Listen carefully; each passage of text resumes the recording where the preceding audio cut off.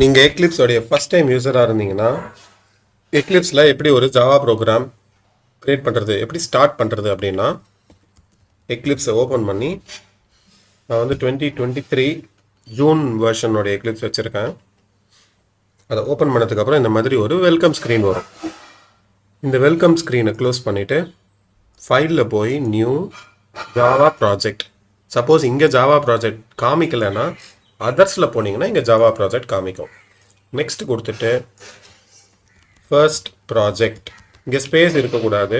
உங்களுடைய project name எல்லாமே location மாற்றினா மாற்றிக்கலாம், இல்லைனா டிஃபால்ட் லொக்கேஷன் ஜேஆர் எந்த வெர்ஷன் இருக்கோ அதே வெர்ஷனையே கொடுத்து நெக்ஸ்ட் கொடுத்து ஃபினிஷ் கொடுத்துட்டிங்கன்னா ஒரு ஜாவா ப்ராஜெக்ட் ரெடி.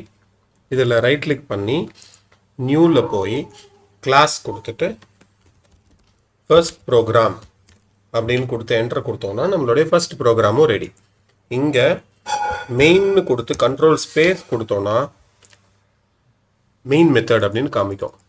இதை கிளிக் பண்ணிட்டா நம்மளுடைய மெயின் மெத்தட் ரெடி ஆகிடும். இங்கே சிஸ்டம் டாட் அவுட் டாட் பிரிண்டெல்என் கொடுத்து ஹலோ ஜாவா சேவ் பண்ணிவிட்டு இந்த பட்டனை கிளிக் பண்ணால் நம்மளுடைய ஃபர்ஸ்ட் ப்ரோக்ராம் ரெடி.